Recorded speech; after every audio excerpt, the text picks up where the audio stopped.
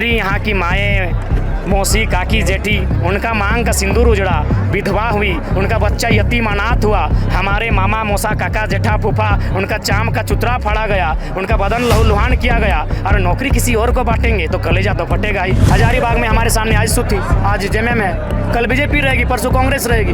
हमारी लड़ाई सबके खिलाफ है जिन्होंने इस राज्य में रूल किया है। जब भी आप आंदोलन की उपज होकर राजनीति में जाएंगे, लाठियाँ आपको मिलेंगी। यही इतिहास रहा है, चाहे ममता बनर्जी की सरकार बने या फिर अन्य सरकारें जब भी बनी है, नई एक व्यवस्था को चैलेंज करते हुए उन्हें लाठियाँ सहना पड़ा है। हम लोग 8 महीना पहले ही इस बात को बाकायदा मीडिया में ही बोले थे, जब वो गढ़वा में अक्षरा सिंह के साथ आभार यात्रा, जोहार यात्रा कर रहे थे, तो आप उनसे यही कहा था कि अगर आपको लगता है कि इस आभार यात्रा, जोहार यात्रा के आप हकदार हैं और जनता के बिना दबाव के कारण आप 1932 को लेके आए हैं, तो आप धनबाद, बोकारो, गिरिडीह, हजारीबाग, रामगढ़ आइए और जनता की भीड़ आपके विपक्ष में जाकर आपको बता देगी कि कितना आभार यात्रा में आपका योगदान है या जनता का प्रेशर है। ये 8 महीना पहले ही कहा था, तो इसलिए आज की सभा 8 महीना पहले से तय थी। हाँ, इससे पहले भी नावाडी आए थे, चूँकि नावाडी भले विधानसभा एक है, लेकिन नावाडी स्वर्गीय जगन्नाथ महतो शिक्षा मंत्री उनका पैतृक प्रखंड है और हम लोग कहें नहीं वहाँ नहीं, उसके बाहर जहाँ भी कार्यक्रम होगा वहाँ, और मुख्यमंत्री को उनको ना हम काला झंडा दिखाएंगे, ना उनके खिलाफ नारेबाजी करेंगे,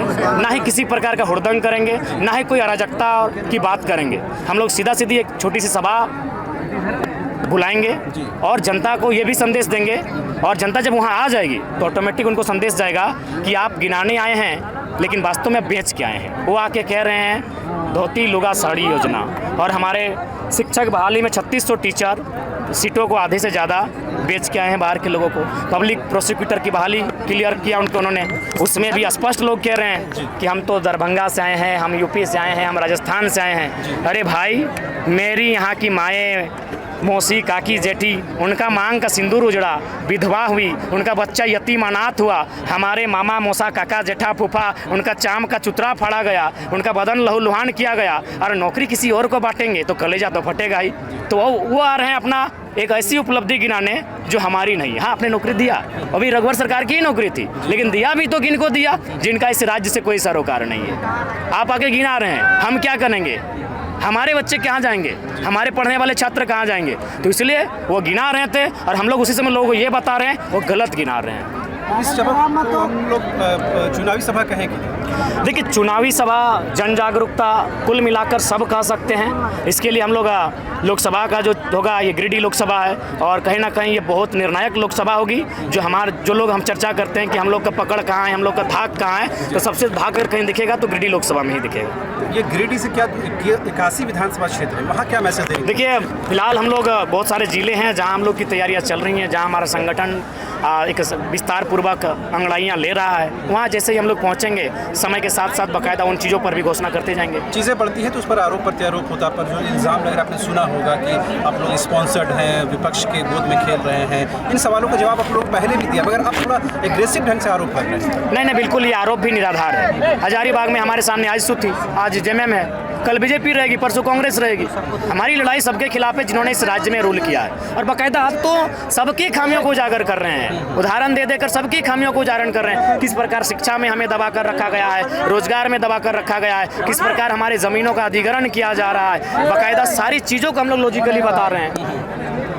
तो ये क्या लगता है, अभी तक जितने समर्थक जुटे हुए हैं, ये क्या तमाम राजनीतिक दलों के लिए माथे में शिकन लाने? बिल्कुल, माथे में शिकन नहीं तो बताइए, भारत के संविधान में ऐसा कहीं नहीं है कि कोई अगर वीआईपी पर्सन सभा करे तो आप 5 किलोमीटर की दूरी में सभा नहीं कर सकते। भारत के संविधान में कहीं नहीं है, सभा करने का सबको स्वतंत्रता है, लेकिन बाकायदा प्रशासन के द्वारा रोका जा रहा है, तो डर तो है और बिल्कुल दिखेगा। खासकर छोटानागपुर में तमाम राजनीतिक पार्टियों को जिन्होंने झारखंड को बारी बारी से लूटा है, उन्हें सबसे पहले डर का आघात छोटानागपुर से ही होगा। आप क्या देखते हैं डुगरी बाई इलेक्शन में क्या रिजल्ट? देखिए, हम लोग अभी फिलहाल चूँकि माननीय शिक्षा मंत्री जैसा भी थे, झारखंडियत को लेकर कट्टर थे, एकमात्र शख्स थे जो खुले मंचों पर कहते थे बिहार में बिहार के टीचर, यूपी में यूपी के टीचर, तो झारखंड में झारखंड के टीचर क्यों ना हो। अब तो इस पर हम लोग जल्दबाजी नहीं करेंगे, हम लोग 2024 में ही फ्रेश तैयारी में लगे हैं और उसके लिए हमारा ग्राउंड सज रहा है। आपके पीछे ही लिखा हुआ next CM Jairam, tiger Jairam, ये क्या मतलब? ये ठीक है, समर्थकों को झारखंड के लोग आए देखिए ये तो लोगों की भावना है, उस भावना का हम लोग अपना जान देकर भी सम्मान करेंगे। जहाँ तक लाठी चार्ज का है तो लाठी जब भी आप आंदोलन करने निकलेंगे, जब भी आप आंदोलन की उपज होकर राजनीति में जाएंगे, लाठियाँ आपको मिलेंगी। यही इतिहास रहा है, चाहे ममता बनर्जी की सरकार बने या फिर अन्य सरकारें जब भी बनी है, नई एक व्यवस्था को चैलेंज करते हुए उन्हें लाठियाँ सहना पड़ा है। तो जाहिर सी बात है हम लोग बदला लेने के लिए नहीं, बदलाव के लिए आए हैं। इसे लाठी का उत्तर लाठी नहीं, उनकी लाठी का उत्तर हमारा गर्दन होगा, हमारा सर होगा, लेकिन हम लोग जो विचारधारी को लेकर चलें उसको लेकर आगे अमल करेंगे। 450 सभाएं आपकी हैं, आज पहली बार ऐसा हुआ कि ये जो हम लोग कल दिए थे एक टेंट उखाड़ने का, रात भर पुलिस प्रशासन किया, मतलब पहला ये होगा जो टेंट उखाड़ने तक पूरा आ गए थे। 450 में ज़्यादा आई थिंक हमको लगता है। अगर ऑफिशियली बात करें तो 700 के आसपास समय हो गया, ऐसे बात करेंगे तो 1200 के आसपास होगा। तो मेरा मानना है कि हम लोग को टेंट से कोई वास्ता नहीं, हम लोग तो विचार के रूप में आए हैं। और मुझे लगता है अगर बारिश भी आती तो आप देख सकते थे लोग छतरी लेकर आए थे, यानी ये 20-30 हज़ार की भीड़ छतरी लेकर सुनती, पहाड़ों पर लोग थे।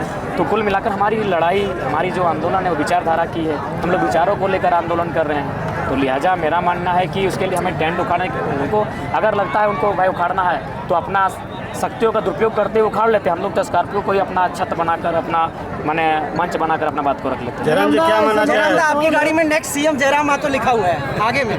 देखिए अभी से आप मान लिया कि हम नहीं, ऐसा कभी नहीं, अपने मुख से हमने कभी कहा है ना कभी कहेंगे। एक विचारधारा स्थापित हो जो समानार्थी की बात करे, जो यहाँ के मुद्दों पर बात करे, जिसमें डर ना हो, जो पूंजीपतियों कॉर्पोरेट्स की दलाली ना करे। तो हम लोग एक व्यवस्था की बदलाव की बात करते हैं, वो व्यवस्था एक विचार बदलेगी और ये लड़ाई विचारों की है। क्या माना जाए जिस तरह से आज सभा को रोका गया, कहीं ना कहीं अब डर होने लगा है जयराम? स्वाभाविक सी बात है, अभी तक लोग बोल रहे थे हमें फर्क नहीं पड़ेगा, हमें फर्क नहीं पड़ेगा, हमें फर्क नहीं पड़ेगा। तो जाहिर सी बात जब सभा को बाकायदा रोका जा रहा है तो फर्क तो पड़ा है, फर्क तो पड़ा है। राजनीतिक गलियारों में चर्चाएं तो हैं, तो फर्क आने वाले दिन में भी पड़ेंगे। एनर्जी इतना कहाँ से लाते हैं? नेचुरल है। हाँ, कल रात को चुना था, आज लगभग 2-2.5 घंटा बात रखे तो ये नेचुरल है। 3.5-4 घंटे 3.5-4 घंटा एनर्जी कहाँ से लाते हैं? दर्द है क्या झारखंड से? झारखंड का जो दर्द है वो दिल में है और सारा शब्द दिल से आता है, इसीलिए एनर्जी आ जाती है। स्क्रिप्टिंग नहीं करता? नहीं, ऐसा कुछ नहीं।